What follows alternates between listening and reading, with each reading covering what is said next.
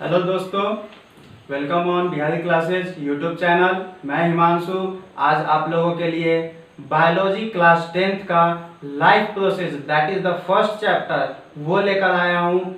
इस वीडियो में हम देखेंगे कि लाइफ प्रोसेस जो चैप्टर है हमारा उसमें हमें क्या क्या कौन से टॉपिक्स कवर करने हैं और उसको स्टार्ट भी करते हैं। चलिए आइए देखते हैं। तो लाइफ प्रोसेस में हमारा फर्स्ट टॉपिक है लाइफ। सबसे पहले लाइफ होता क्या है, तो सिंपल भाषा में अगर कहा जाए तो life is a self regulated system. Life is a self regulated system.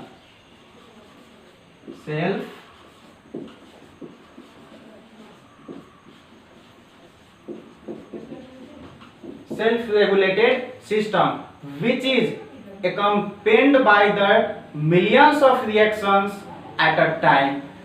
मान लीजिए कोई बॉडी है, लिविंग ऑर्गेनिज्म है, उसमें प्रति सेकंड पर सेकंड मिलियंस ऑफ रिएक्शंस होते जाते हैं, जिसके कारण से एक सेल्फ रेगुलेटेड सिस्टम क्रिएट होता है और उसी को हम लोग लाइफ को टर्म देते हैं। तो life is a self regulated system. Living organism और नॉन लिविंग ऑर्गेनिज्म में यही बेसिक डिफरेंस होता है कि लिविंग ऑर्गेनिज्म में लाइफ्स होते हैं और नॉन लिविंग ऑर्गेनिज्म में लाइफ नहीं होती है। तो हम फिर कैसे जानेंगे कि किसी लिविंग ऑर्गेनिज्म में लाइफ है, किसी नॉन लिविंग ऑर्गेनिज्म में लाइफ नहीं है।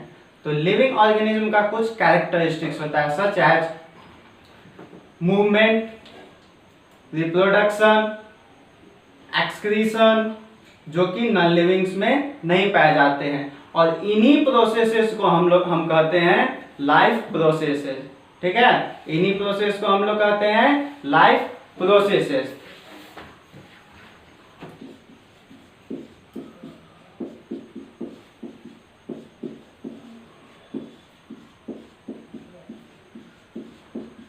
Life processes. इनका दूसरा नाम होता है मेंटेनेंस प्रोसेस। इसका दूसरा नाम होता है maintenance process.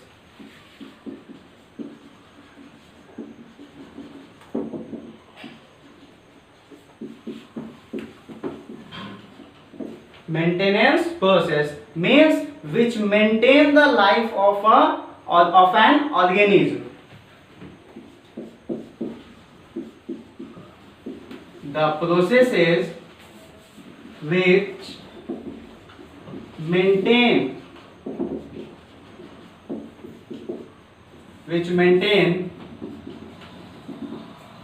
the life or different metabolic activities in an organism। तो वैसे प्रोसेस है जो किसी लिविंग ऑर्गेनिज्म में डिफरेंट मेटाबॉलिक एक्टिविटी को मेंटेन करके रखते हैं। पर सेकेंड जो मिलियंस ऑफ रिएक्शंस हो रहे हैं उसको जो मेंटेन करके रखते हैं, जो प्रोसेसेस, उन्हीं को हम लोग कहते हैं लाइफ प्रोसेसेस। दूसरे शब्दों में maintenance process which maintains the life of an organism. कुछ लाइफ प्रोसेस का अगर हम बात किए तो सबसे पहला आता है न्यूट्रिशन। हम जैसे कि हम कोई भी एक्टिविटी करते हैं तो एक्टिविटी करने के लिए हमारे पास क्या होना चाहिए, एनर्जी होना चाहिए। या कोई भी लिविंग ऑर्गेनिज्म है, कुछ ना कुछ तो एनर्जी होना चाहिए जिसके कारण से कोई भी एक्टिविटी कैरी किया जा सके। तो वो एनर्जी कहाँ से मिलेगा? फूड से, ऑब्वियसली फूड से ही मिलेगा। उस फूड से जो एनर्जी हम लोग रिक्वायर करते हैं, उस प्रोसेस को, जिस प्रोसेस से एनर्जी एक्वायर करते हैं उसको कहते हैं न्यूट्रिशन। हमने जो फूड लिया वह food different processes, digestion process में डिफरेंट स्टेप्स से होकर गुजरा। उसके बाद फाइनली लास्ट में हमें क्या मिलता है, उसमें जो भी न्यूट्रिएंट्स होते हैं न्यूट्रिएंट्स हमें मिलते हैं। तो by the process of nutrition we gain nutrients. दूसरा लाइफ प्रोसेस का बात किया जाए तो रेस्पिरेशन।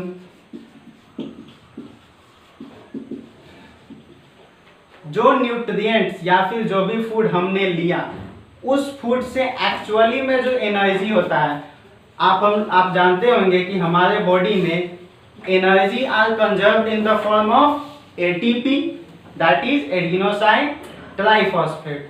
तो energy are conserved in the form of ATP. तो वो एटीपी कहाँ से आता है, सिंथेसिस किस प्रकार होता है, through the process of respiration. तो ये एक दूसरा प्रोसेस हो गया, लाइफ प्रोसेस। तीसरा प्रोसेस ट्रांसपोर्टेशन।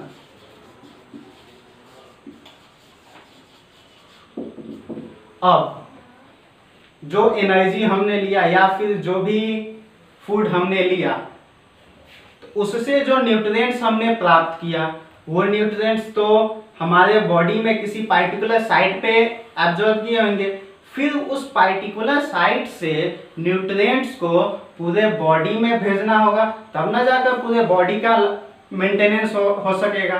तो उसके लिए हम लोग को चाहिए एक बेहतर ट्रांसपोर्टेशन सिस्टम, जो कि न्यूट्रिएंट्स को पूरे बॉडी में ट्रांसपोर्ट कर सके। क्लियर है? चौथा प्रोसेस देखिएगा, चौथा प्रोसेस होता है हमारा एक्सक्रीशन। अब जैसे आप कोई एक्टिविटी कीजिएगा या आपने मान लीजिए कोई वर्क ही किया, वर्क में जो भी मटेरियल आपने यूज किया, उस मटेरियल में कुछ तो वेस्टेज निकलेगा। आप अपने वर्क के दौरान कुछ तो वेस्ट मटेरियल साइड कीजिएगा। ठीक वही केस हमारे बॉडी में होता है। जब हमने फूड लिया, उससे न्यूट्रिएंट्स गेन किया, तो न्यूट्रिएंट्स गेन करने के बाद जो वेस्टेज बच जाता है, that is known as metabolic waste. क्या कहते हैं? Metabolic waste.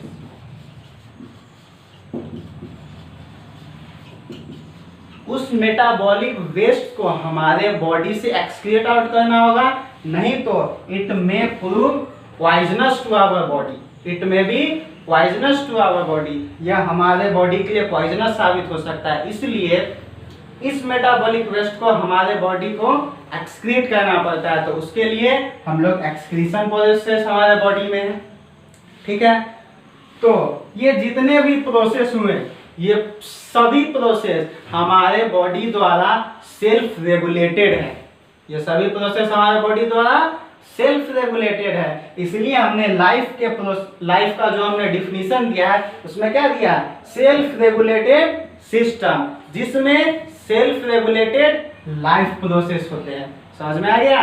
लाइफ क्या हुआ? सेल्फ रेगुलेटेड सिस्टम, जिसमें सेल्फ रेगुलेटेड लाइफ प्रोसेस होते हैं। Life process also known as maintenance process.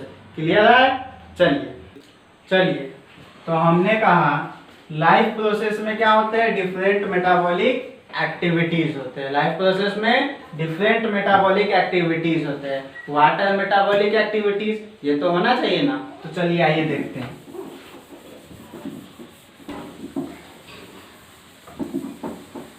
Metabolic activities हमारा नेक्स्ट टॉपिक है। मेटाबॉलिक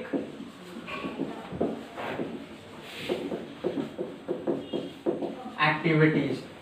तो सीधी भाषा में हमारे बॉडी में जो मिलियंस ऑफ केमिकल रिएक्शंस हो रहे हैं, हमारे बॉडी में जो मिलियंस ऑफ केमिकल रिएक्शंस हो रहे हैं, उन्हीं को मेटाबॉलिक एक्टिविटीज कहा जाता है।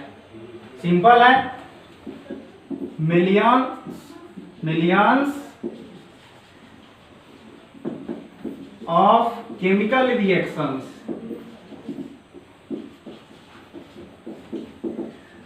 which are carrying in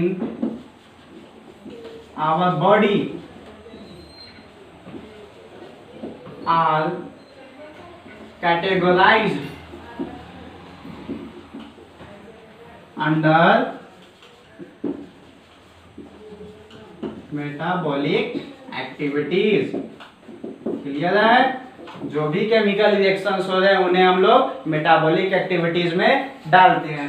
अब मेटाबॉलिक एक्टिविटीज में भी दो तरह के एक्टिविटीज होते हैं। आइए देखते हैं मेटाबॉलिक एक्टिविटीज कौन कौन दो तरह के होते हैं। तो फर्स्ट होता है एनाबॉलिक फर्स्ट क्या होता है एनाबॉलिक और दूसरा होता है कैटाबॉलिक। एनाबॉलिक मेटाबॉलिक एक्टिविटीज और कैटाबॉलिक एक्टिविटीज, सिंपल। ठीक है, एनाबॉलिक क्या होता है, तो जो भी केमिकल रिएक्शंस में कुछ कंस्ट्रक्ट होके बाहर आता है, ठीक है, that is constructive activities. Anabolic activities क्या हुआ, कंस्ट्रक्टिव एक्टिविटीज, कंस्ट्रक्टिव। तो एनाबॉलिक कंस्ट्रक्टिव हो गया, तो दूसरा क्या होना चाहिए उसका ठीक अपोजिट, दैट इज कैटाबॉलिक क्या हो जाएगा, डिस्ट्रक्टिव। ठीक है, एनाबॉलिक क्या हुआ कंस्ट्रक्टिव और कैटाबॉलिक क्या हो गया डिस्ट्रक्टिव। अब आप पूछोगे हमारे बॉडी में बहुत सारे एक्टिविटीज हो रहे हैं, तो एनाबॉलिक में डिफिनीशन तो हमने देख लिया कंस्ट्रक्टिव, कैटाबॉलिक में डिस्ट्रक्टिव, कोई एग्जांपल होना चाहिए। तो आइए देखते हैं एग्जांपल में। कंस्ट्रक्टिव में आप जानते होंगे कि हमारे मसल्स, हमारा जो मसल्स होता है वो प्रोटीन होता है उसमें सबसे ज्यादा। तो प्रोटीन आता कहाँ से है, तो जो भी एमिनो एसिड्स हम लेते हैं वह एमिनो एसिड कन्वर्ट हो जाता है प्रोटीन में और फिर वह प्रोटीन मसल्स में रहता है। ठीक है, तो कंस्ट्रक्टिव में क्या हो जाएगा, amino acids into proteins. Anabolic में first example amino acids into converted into proteins. दूसरा एग्जांपल क्या हो सकता है, अभी हम लोग आगे नेक्स्ट के टॉपिक में पढ़ेंगे, जब ह्यूमन बींग्स के न्यूट्रिशन पे आएंगे तो उसमें देखेंगे कि किस तरह से ग्लूकोज कन्वर्ट हो जाता है ग्लाइकोजन में और हमारे बॉडी में रिजर्व्ड फूड मटेरियल के रूप में रहता है। तो glucose converted into glycogen, that is glucose से क्या कंस्ट्रक्ट हो गया ग्लाइकोजन। तो this is also a process of anabolic activities. तो सेकंड एग्जांपल हो जाएगा ग्लूकोज इनटू ग्लाइकोजन। ग्लाइकोजन क्या है, reserved food material, reserved food material. ठीक है, अब कैटाबॉलिक का एग्जांपल, तो कैटाबॉलिक में हमने क्या कहा डिस्ट्रक्टिव, और हमने जब लाइफ प्रोसेस डिस्कस कर रहा था तो उसमें क्या देखा था, रेस्पिरेशन में हमने क्या कहा था कि जो फूड हम ले रहे हैं उस फूड से एनर्जी, फूड से एनर्जी, तो फूड का जब डिस्ट्रक्शन होगा तभी ना एनर्जी मिलेगा। तो फूड इसमें क्या हो जाएगा रेस्पिरेशन, तो फूड का डिस्ट्रक्शन हो गया हमें एनर्जी मिला, तो रेस्पिरेशन को हम किस में डालेंगे कैटाबॉलिक एक्टिविटीज में। क्लियर है, मेटाबॉलिक एक्टिविटीज को दो में डाल दिए, anabolic catabolic, anabolic constructive, catabolic destructive. Anabolic का example amino acids into proteins, glucose into glycogen, और कैटा डिस्ट्रक्टिव रेस्पिरेशन। ठीक है, क्लियर है, चलिए अब आगे देखते हैं।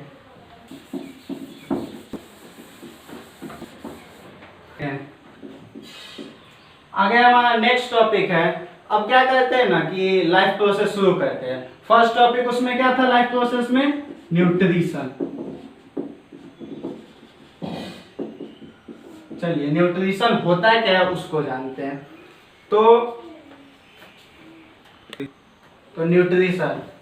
न्यूट्रिशन देखिएगा, हमने जो फूड लिया, ठीक है, जो भी फूड हम लेते हैं, अब डिफरेंट टाइप्स ऑफ फूड लेते हैं, अब एक तरह का भोजन तो कोई करते नहीं है, डिफरेंट टाइप्स ऑफ फूड लेते हैं।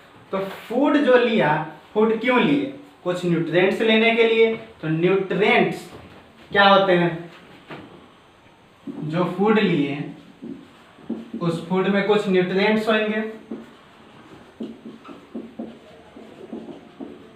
न्यूट्रिएंट्स कुछ जो कॉमनली नॉन न्यूट्रिएंट्स है उनके नाम देख लीजिएगा, carbohydrates, proteins, fats,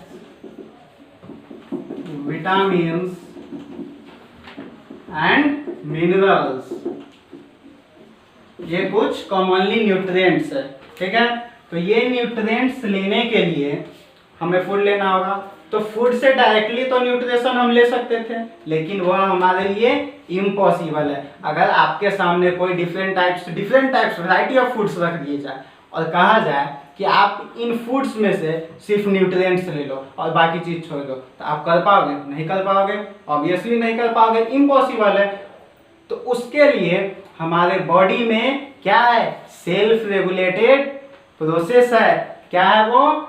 nutrition, which is a life process, हमने शुरू में बताया है। तो इस फूड से न्यूट्रिएंट्स लेने को प्रोसेस को हम लोग क्या कहते हैं? न्यूट्रिशन कहते हैं। क्लियर है? किसी भी फूड से जो न्यूट्रिएंट्स लेने का जो प्रोसेस है उसी प्रोसेस को हम लोग कहते हैं न्यूट्रिशन। ठीक है, तो क्या इसका डिफिनीशन हम क्या दे सकते हैं? It is the process through which we get the utilised और which are useful substances from any food. ठीक है, न्यूट्रिशन क्या हो जाएगा? It is the process through which we get the useful substance from food, तो nutrition हो गया। अब अगर आपसे पूछा जाए लिविंग ऑर्गेनिज्म में क्या क्या आते हैं, तो लिविंग ऑर्गेनिज्म में आप कहोगे प्लांट्स भी आते हैं, एनिमल्स भी आते हैं।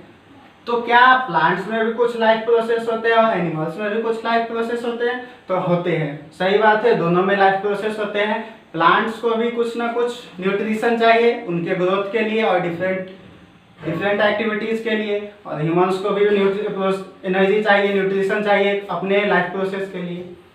तो न्यूट्रिशन को हम लोग दो कैटेगरी में बांटते हैं on the basis of different type of organism.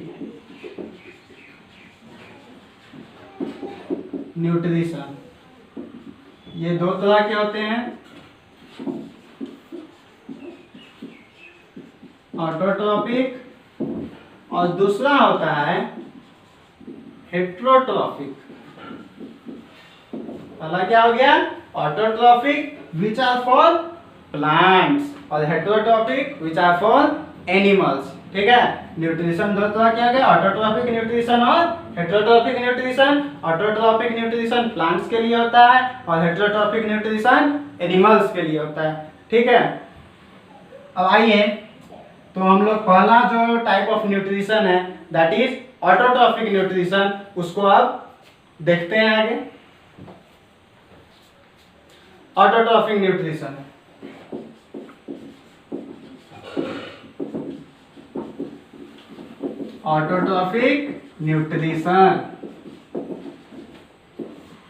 तो हमने क्या किया? ऑटोट्रॉपिक न्यूट्रिशन सिर्फ और सिर्फ प्लांट्स के लिए होता है। तो आपने अपने पिछले क्लासेज में भी पढ़ा होगा कि प्लांट्स और एनिमल्स में कॉमन डिफरेंस क्या है? प्लांट्स और एनिमल्स में कॉमन डिफरेंस यही है कि प्लांट्स अपना भोजन खुद बनाते हैं और एनिमल्स अपना भोजन खुद नहीं बनाते हैं, वो डायरेक्टली या इनडायरेक्टली प्लांट्स पर ही निर्भर रहते हैं। तो autotrophic nutrition the type of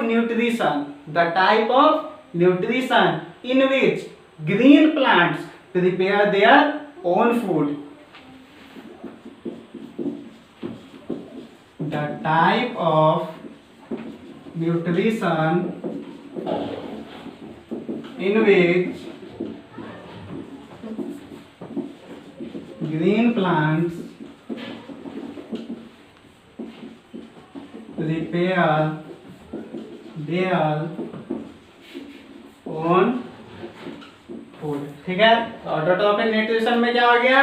वैसा न्यूट्रिशन जिसमें ग्रीन प्लांट्स अपना भोजन खुद बनाते हैं और फिर उससे अपना न्यूट्रिएंट्स गेन करते हैं। तो हमने यहाँ पे लिखा है ग्रीन प्लांट्स। तो प्लांट्स में भी अलग अलग प्लांट्स होते हैं, कुछ ग्रीन प्लांट्स होते हैं, कुछ नॉन ग्रीन प्लांट्स होते हैं। तो सिर्फ और सिर्फ ग्रीन प्लांट्स में ही ऑटोट्रॉपिक न्यूट्रिशन शो करेगा, नॉन ग्रीन प्लांट्स में ऑटोट्रॉपिक न्यूट्रिशन शो नहीं करता है।